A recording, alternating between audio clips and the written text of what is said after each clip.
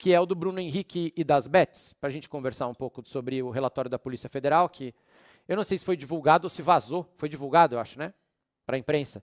Mas eu vi os prints lá, tenho certeza que vocês também. Pô, cara, eu falo para vocês que minha primeira reação foi ficar triste. Eu fiquei triste. Vocês não ficaram tristes? Eu fiquei triste, fiquei chateado. Falei, putz. Eu fiquei magoado, fiquei decepcionado, acho que essa é a palavra. Fiquei chateado, fiquei triste mesmo. Eu lembro lá atrás, quando o assunto apareceu, a gente conversou um pouco aqui sobre o Bruno Henrique e tal. Tá, o live tá aí registrado. Eu não lembro se eu falei no ar a minha teoria, que era uma teoria só. Uma coisa que às vezes é até irresponsável de falar no ar, mas eu não lembro se eu fui irresponsável e falei, mas se eu não fui irresponsável e falei, eu vou ser agora. Que a minha teoria era que assim que saiu a notícia, isso eu falei para vocês, a primeira coisa que eu fui olhar é se ele estava pendurado. Primeira coisa. Eu falei, cartão amarelo. É fácil de apostar num cartão amarelo quando o cara tem 2, certo? Porque aí você olha o próximo jogo e fala, ele vai ser suspenso, eu vou apostar ali. Então minha primeira reação foi olhar se o Bruno Henrique estava pendurado. E ele estava. E eu falei, eu não lembro se eu falei, mas vou falar agora, que a minha teoria era que, podia ter sido totalmente culposo, assim, benigno, de falar, tá no grupo da família e fala assim, pessoal, prepara uma festinha aí que dia tal eu tô aí com vocês. Ah, jura, tô aí, eu vou tomar o cartão e eu não vou jogar tal jogo, então eu vou aí ver vocês, vamos fazer um churrasco, chama o pessoal. Grupo da família. Aí, aquele grupo grande, um olha para o outro e fala, ele vai ser suspenso, qual jogo que é? Opa, Flamengo e Santos, vou botar na bet. Então, eu imaginava que poderia ter sido culposo. Os prints mostram que não foi bem assim, né? Que foi muito mais direto. A pergunta foi, quando você vai tomar o cartão? E ele fala, eu vou tomar o cartão tal dia, e o cara vai lá e faz a aposta. O entorno de um jogador de futebol, eu não vou dizer a maioria, mas, cara, eu vou fazer 20 anos de acompanhando futebol profissional. Comecei na várzea, mas eu fui contratado em 2006 pelo Sport TV, em janeiro. Então, em 2026, vou fazer 20 anos acompanhando esses caras. Eu não vou dizer que a maioria é assim, mas muitos jogadores, na minha experiência, a maioria dos que eu conheço, o entorno é muito ruim, muito problemático. Não é ruim de gente ruim, estou falando de gente má. É ruim, complicado, difícil. Eu tenho amigos empresários e conhecidos empresários que o trabalho deles é muito mais cuidar da família do jogador e dos inúmeros problemas da família do jogador do que propriamente do jogador. O jogador é uma vez a cada 3 anos que ele vai lá e negocia um contrato para o cara, mas assim, os outros 3, 4 anos é só resolvendo bucha. Porque muitos desses caras ascenderam economicamente muito rápido, a família não acompanha, e aí alguns deles começam assim, para ajudar a família, compra um Aras para o pai, compra 6 milhões de reais de cavalo, monta um salão de beleza para a mãe, para a tia, compra uma loja no shopping para o irmão, de chocolate, e aí você vai ver, tudo faliu, tudo deu errado, e o cara perdeu todo o dinheiro ajudando. Tem uns que ajudam direto, mandam o dinheiro direto, mas o entorno tende a ser complicado. Alguns jogadores lidam bem com isso, outros menos.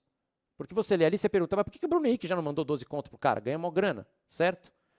Porque as relações familiares ali são complexas e acho que isso a gente não deve muito entrar, só estou dizendo que, no geral, é complicado ali. Então, a primeira coisa que me veio à cabeça é que o jogador de futebol, no momento de aprendizado de todos nós, que a gente está começando a lidar com bet agora, né, eles entraram no mercado faz pouco tempo, o jogador vai ter que mudar o comportamento dele em relação à família sobre informação privilegiada. Primeira coisa é, pode continuar ajudando, né, fazendo o que eles quiserem, mas informação, o jogador de futebol vai ter que agir no grupo de WhatsApp da família dele e no churrasco da família dele como se todo mundo fosse imprensa e adversário, se ele não quiser tomar um gancho. Porque hoje a pergunta mais boba do tipo, tio, e aí, você vai ser o batedor oficial de pênalti agora? Vou. Opa. Bet. Ô tio, e o Pedro? Tá bem. Vai voltar? Vai jogar de titular agora contra o Juventude. Opa. Bet. Tudo vai ser tratado como informação privilegiada. Se eu ligar para um jogador agora e perguntar, ele não vai me falar algumas coisas. Falar, o Abel vai repetir o 3-4-3 contra o Inter. Ah, meu, não posso falar, pô, aí me quebra, aí me ferra, não sei o quê. Mas então vai ter que ter uma mudança de comportamento dos caras na hora de lidar com isso, para eles não serem punidos.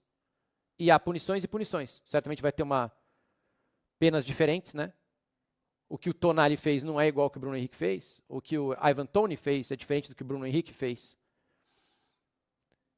O Bruno Henrique, não sei o que vai acontecer, né? Não sei o teor, não sei se tem mais coisa, se a Polícia Federal sabe mais coisa, se ele também apostou, se ele também se beneficiou do cartão, se ele dividiu o dinheiro com o irmão dele, não sei mesmo, isso aí a gente vai ver depois, isso aí os caras vão jogar, tem o Paquetá também, que está para o veredito sair em poucas semanas, mas não, eu acho que tem que ter uma mudança de comportamento do jogador, vai ter que ter, sobre a família dele e os amigos, porque hoje tudo pode virar informação privilegiada e pode ser perigoso.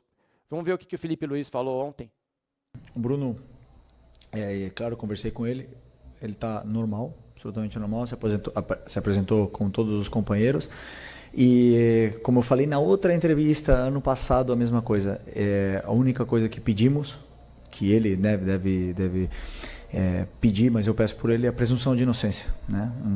Uma pessoa que tem o direito de se defender das acusações e ele tem a presunção de inocência. Então, como eu falei, uma postura de uma pessoa que está totalmente tranquila, hoje entrou em campo, foi companheiro dos companheiros, foi amigo dos amigos e absolutamente normal. Enquanto, claro, ele tiver disponível, um jogador muito, muito, muito importante e está disponível para mim. Sobre as... Estou de acordo também, estamos alinhados. Acho que todo mundo pensa igual o Felipe Luiz nisso, certo? Casas de apostas, hoje o Diego Ribas colocou... Eu vi o vídeo do Diego, eu sigo ele, né, nas redes sociais. Dá uma olhada depois do que ele falou. Eu discordo de algumas coisas, mas concordo no geral. Principalmente da relação entre jogador de futebol e aposta. De jogador de futebol ser garoto propaganda de casa de aposta. Né? De times patrocinados. De como isso vai ser encarado mais pra frente. A parte do vício, ele fala também, que incomoda ele. Aí eu acho que é uma outra discussão, vamos perder muito tempo aqui. Mas é interessante vocês assistirem do Diego Ribas. Aliás, um abraço para ele, baita cara. Fui no ano passado na Brasil Conference, lá em Boston, né, com os alunos de Harvard e tal, eu estava com o Diego também. E foi muito legal. O vídeo para mim foi assim, o que eu quero falar, o Diego falou. Depois assista. Se alguém quer saber o que eu penso, tá, o Diego falou por mim ali. Quando eu era novo, assistia a Fórmula 1 com meu pai e todos os carros tinham uma propaganda de cigarro. Né? Hoje já não pode mais. Eu recebi várias ofertas para fazer propaganda de casa de apostas. Não faço, porque eu sei o danino que é para as pessoas que apostam. Né? É o vício que é uma droga. Infelizmente. E daqui uns anos, daqui a 20 anos, a gente vai estar olhando e falar assim, caramba, todos os times, todos os lugares tinham anunciado casas de apostas, né? Mas o dano que isso vale para rede social também. Tá machucando. Nossa, a gente usava muita rede social. Uau, vocês davam like em fotinho. Vocês ficavam chateados quando não davam like na foto de vocês. Nossa, vovô, vocês eram muito estranhos. Tá fazendo em tantas pessoas.